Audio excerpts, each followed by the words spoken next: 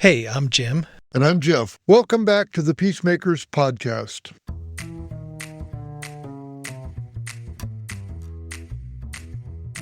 Today's episode features a powerful voice, our friend Elias D'eis of the Holy Land Trust.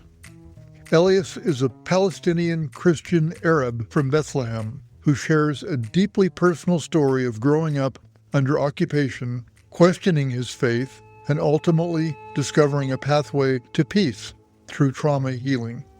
Yes, Elias's words carry both rawness and transformation. You'll hear how he was raised in the crucible of the First Intifada, watching Israeli soldiers patrol his neighborhood, witnessing arrest, curfews, and the constant sense of fear. And for a time, like many Palestinians, he equated all of that, soldiers, military control, checkpoints, with the Jewish people as a whole. An honest reflection of how trauma can blur distinctions. In Elias's world, Israeli meant occupier, Jew meant enemy. But what makes his journey so powerful is the shift that comes later when he begins to separate Judaism from military policy, when he begins to see the human being again. There's a line we often return to as Zen peacemakers. May we always have the courage to bear witness, to see ourselves as other and other as ourselves.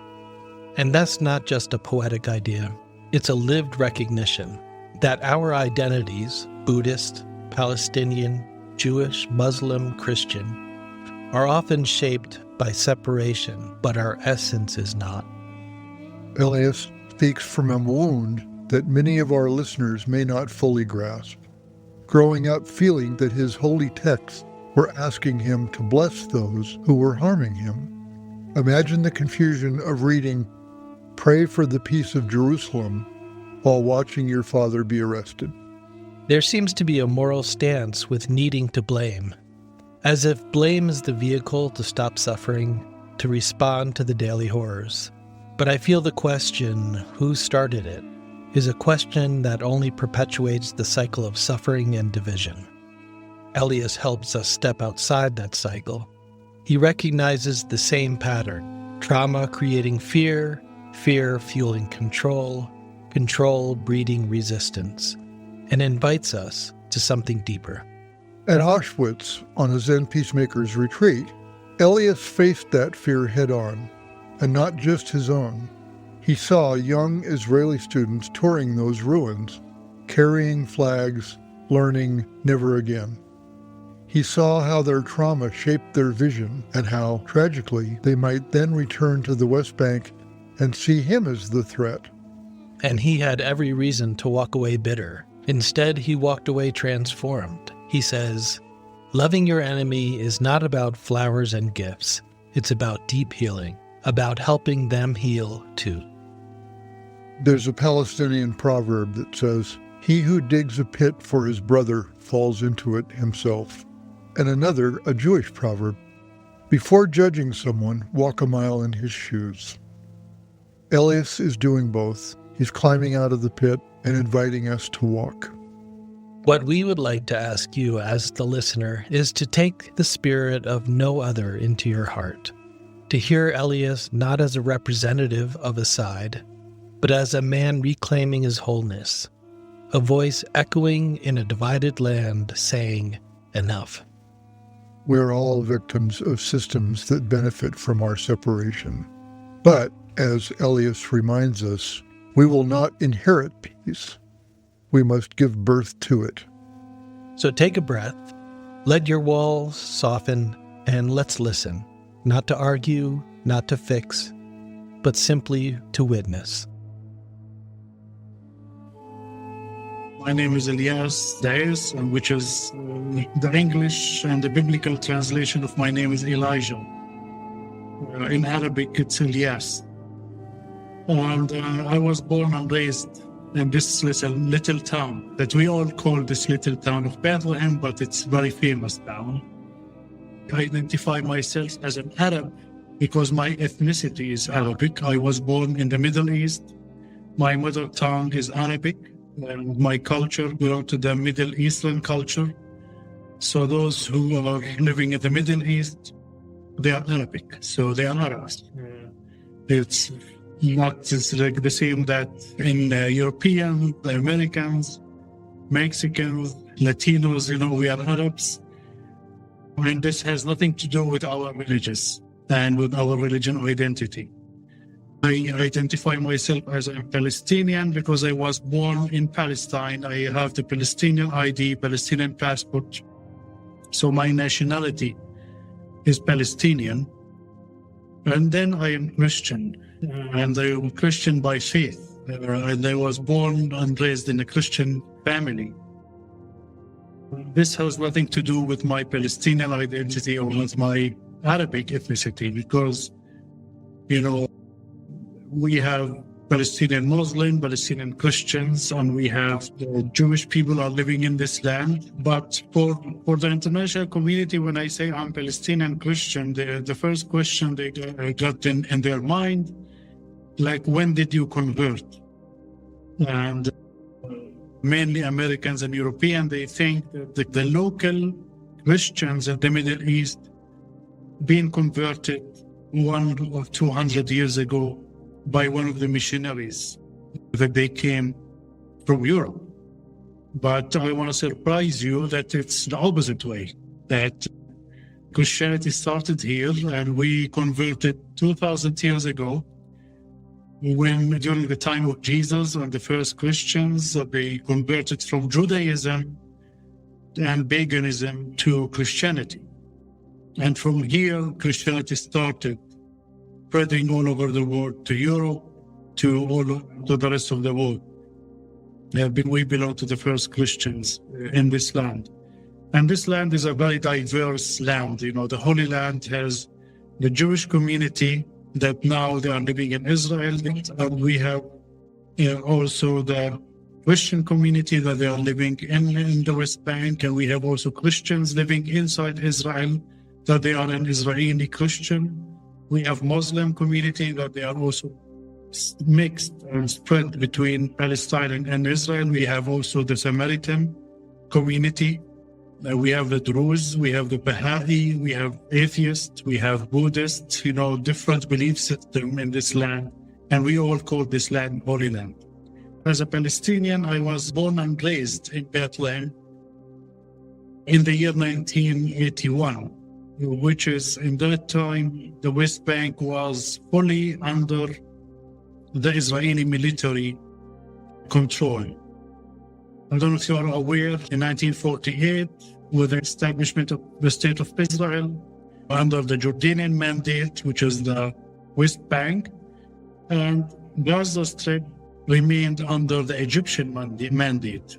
From 1948 until 1967, when the Second War started, and Israel occupied the rest of the 25%, which is the West Bank and Gaza, adding to that the Golan Heights from Syria and Sinai, Egypt. From 1967, the Palestinians living in the West Bank and Gaza, we've been under the Israeli military direct control. And when I was born and raised in this situation where I used to witness and see Israeli soldiers and Israeli military vehicles all over around my town, there was always demonstrations by Palestinians, throwing stones on soldiers, carrying Palestinian flags, Israeli military always with their guns, shooting tear gas, shooting rubber bullets and killing Palestinians. As a Palestinian Christian, I never actually got to understand what's happening and what is the situation here. Why we are fighting, who are those Israeli soldiers? And for me, it was, like a big question, like, who are they? And for me, by default, those are the Israeli Jewish soldiers. And as a Christian, I used to go to the church every Sunday and, opening the Old Testament and pray and read the book of Psalms and reading text that says, God bless those who bless Israel. And for me as a Palestinian Christian, it was really a an internal conflict between my belief system and between the reality that I'm living in. How can I bless those who are occupying me? And, I'm praying for those who are killing my fellows and my friends and my family. And my father was very active, joining the civil disobedience, like where I live here in Beit Sahur, which is one of the cities around Bethlehem. They decided to start the civil disobedience in the 1988, 1987, where Palestinians refused to pay tax for the occupier. And they said, which is the famous American slogan, no taxation without representation. That the Palestinian Christian voice at that time was very clear that we are not paying a tax for the occupier unless we get equal rights. We want an equal right as a Palestinian with the Jewish people. Like we were not allowed to have telephone lines in our homes just for security reasons. But we are not allowed to practice our normal and basic rights because we are Palestinian. Our education system was fully controlled by the Israeli military system. We used to pay the tax without getting any services. So the Palestinians at that time decided to start the First Intifada, which was, I was 8 or 9 years old when I experienced this Intifada where Palestinians burned their IDs and they decided they were calling for civil disobedience and equal right. So for me, it was a big conflict, like how can I practice my, belief system as a Christian in the church and opening the Bible and read and pray for Israel. And Israel for me is the occupier and the enemy. And the second challenge was for me when Jesus said, love your enemy. And for me, loving you, my enemy, like how can I love those with the big guns, and shooting and hitting and arresting my dad for several times. He was arrested because he was active in this non-violent civil disobedience campaign. So I grew up with all these questions that I label all the Jew as an enemy. And this is actually the normal reaction of the Palestinian seeing the Jewish people as an enemy, because we are labeling the Jewish people with the Israeli military. And this is why we need to be aware of that. I recently, actually, like just a few years ago, there was a transformational event in my life. I get being transformed and I get to understand the difference between Israel today and Israel in the Bible. And what is the difference between Judaism and occupation? I'm giving you the sense of how the Palestinians are observing and seeing the Israel today, that Israel represents all the Jewish people and all the Israeli military are the Jewish people and they speak Hebrew, they practice their Judaism and they are occupying us. So they are all our enemy. After this period of the First Intifada, the Palestinian Authority and the Israeli government under the American administration, they reached to our first peace agreement, which was in 1994.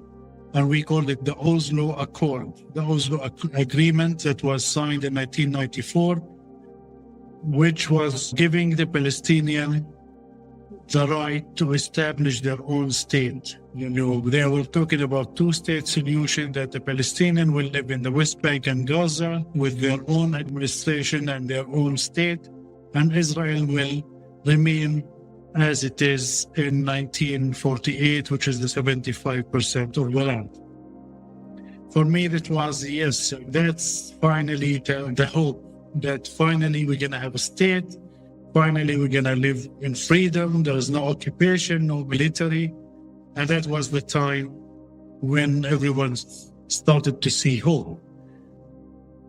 But unfortunately, just few months after the peace agreement, we started to see a new fact on the ground that broke the hope.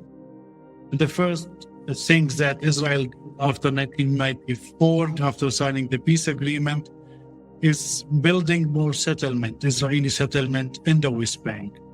And one of the settlements was built just in front of my neighborhood, just not far away from here, that we can see it in the hilltop, that was built in 1997, just 3 years after signing the peace agreement and the expanding of settlement. The Palestinians started to feel that there is no hope for two-state solution where Palestinian can live side by side with the Israeli. We are having more Israeli settlers living within the Palestinian territories. The second facts on the ground was giving the Palestinian the green color ID and keeping the blue color ID for the Israeli, which means that if you have the green color ID, you are not allowed to leave the West Bank and go to Jerusalem anymore. You have to cross checkpoints. So there was restrictions of movement of Palestinian traveling from West Bank to Jerusalem or Israel. Before, like when I was a child, I used to go with my mom every Sunday after church. We used to go to Jerusalem by bus, which is, like 30, 40 minutes drive. We used to go buy whatever we need for the week, fresh vegetables. But after 1990, after the peace agreement, we are not allowed to do that anymore. Like we need to get an Israeli military permit, which is kind of impossible to get it as a Palestinian. You need to have one of the 3 reasons if you want to travel to Jerusalem or if you want to go to Israel. The first, that you need to have a work contract with an Israeli company, that you as a Palestinian, you have job in Israel and you need to prove that and apply for a work contract, a work permit. The second reason, that if you are sick, if you need medical treatment, which is not available in the Palestinian hospitals, you can get appointment with a hospital and can get a medical permit. And the third permit is religious holidays. And what does it mean, religious holidays? Like if you are a Palestinian Christian, you are allowed to apply for a permit to go to Jerusalem twice a year, once during Easter and once during Christmas. This year, we are not getting permits because of what's happening in Gaza. There is no permit allowed at all. And for the Muslim, they give them permits only during the holy month of Ramadan. So imagine these restrictions of movement, expanding of settlement. I need maybe 2 hours to mention all these realities that we are living in after the peace agreement, which make it more difficult for Palestinians to think about the possibility of two-state solution. How can we live in a two-state solution without any freedom? There is more military control, more restrictions. If I want to travel abroad, I'm not allowed to travel from Tel Aviv airport. The Palestinians are allowed to travel only from Jordan, that we have to cross the border with Jordan. This takes more time and effort, we need to be there at least 1 day before our flight. Plus, all the water control, electricity, everything.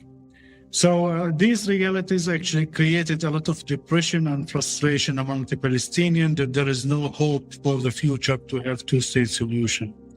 So this actually was the time during the peace agreement. It was the time when Holy Land Trust, the organization I work with, was founded in 1998. 1998 was the time when few Palestinians started to think, what is really missing to achieve peace between Israel and Palestine? We tried all means of resistance, and we tried the peace agreement, we tried negotiation, but nothing is working. And now it's the time to think about what is the real strategy that we need to take to build a real and just peace for everyone in this land. Because again, if you ask the Jewish people, the Muslim and the Christian, what does this land mean to you? They will all say, this is the Holy Land. It's not a holy place for the Jew more than Muslim or vice versa. Everyone has the right to live here freely, practice their own freedom and or their own religion freely, without fear, without restrictions. So we are, as an organization, started to think about this solution, and we are trying to understand what is the main causes of violence between Israelis and Palestinians. Where this violence come from?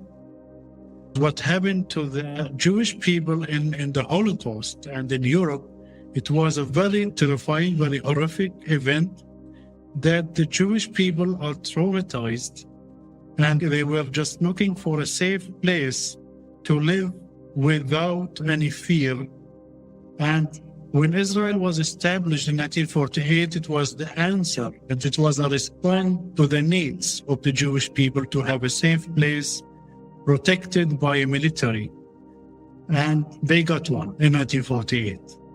But unfortunately, with the establishment of the State of Israel, created another trauma, another collective and individual trauma on the Palestinian side, because the State of Israel was created on violence and killing and destruction and expelling Palestinians from their own homes and destroying more than 500 villages.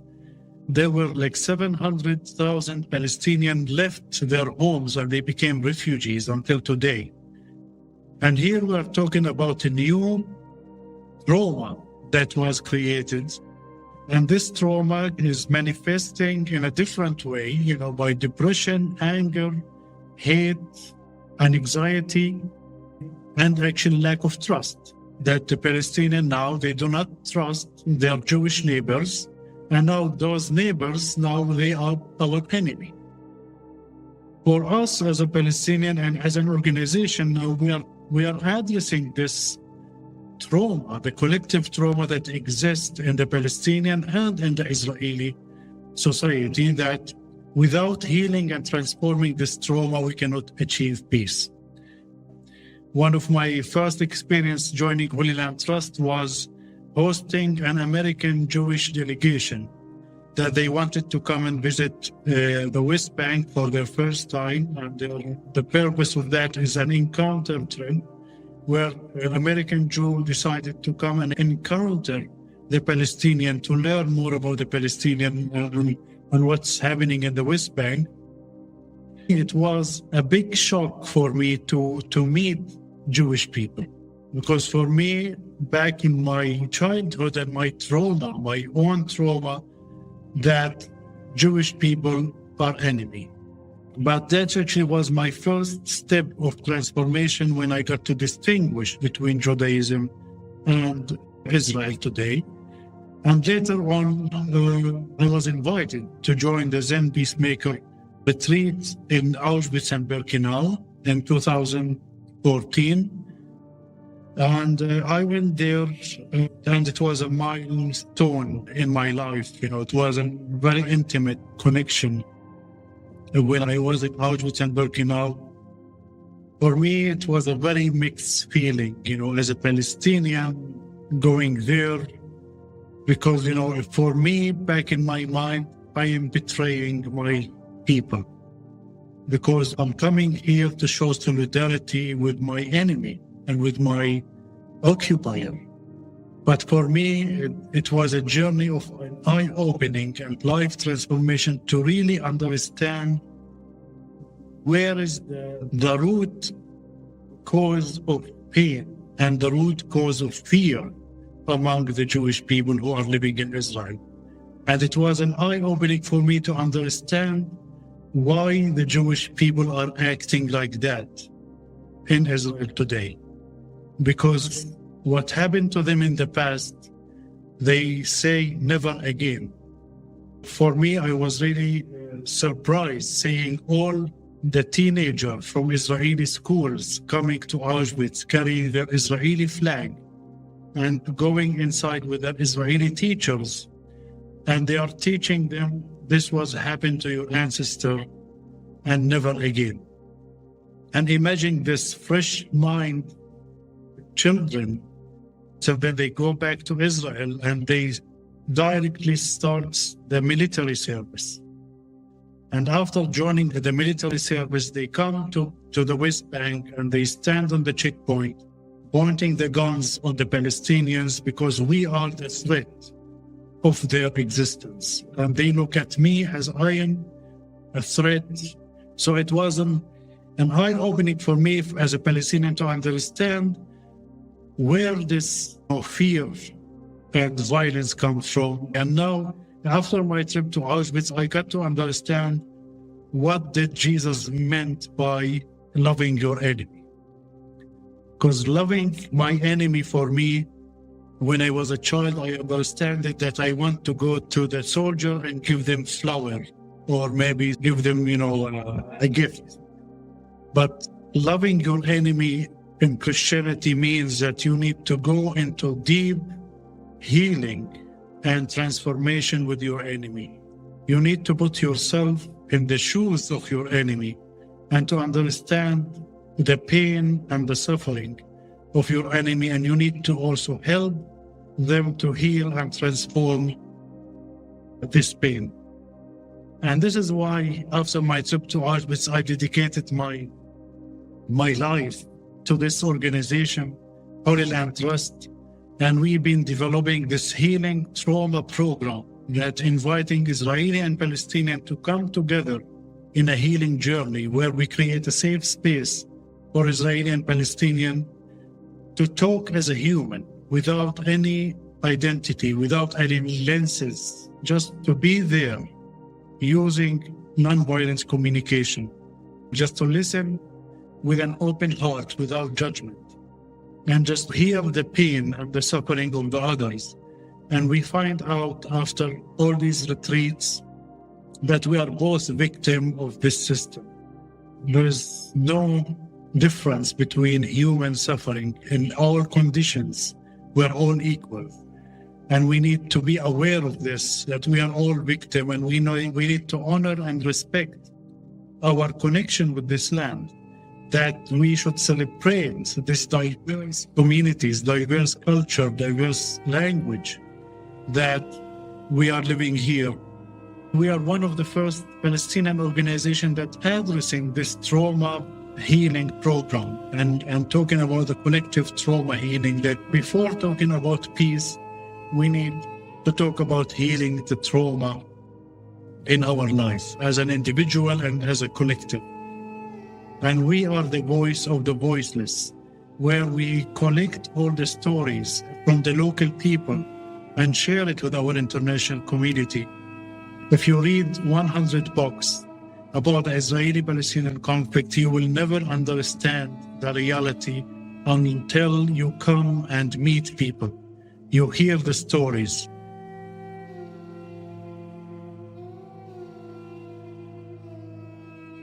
You've been listening to our conversation with Elias D'eis, an episode that invites us to go beyond identity, beyond ideology, and into the deeper terrain of shared humanity. If today's conversation stirred something in you, we invite you to sit with it. Not everything has to be resolved right away. As Elias reminds us, the work begins in listening. And in that spirit, I recognize that I might disagree with Elias's point of view at times, but his voice does not become a symbol of all that is wrong, but instead an opportunity to see that he has reasons for his points of view. That's more interesting to me. May that truth shape how we show up in this world, not with hardened hearts, but with the courage to understand, to grieve, and to begin again. Thank you for listening to the Peacemakers Podcast. Please consider sharing this episode, leaving a review, or joining our community of listeners around the world. Until next time, may we all bear witness together.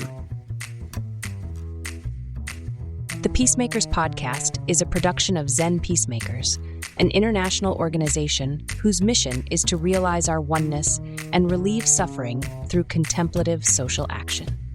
You can find the full video recording of this podcast and more at www.zenpeacemakers.org and go to our media library.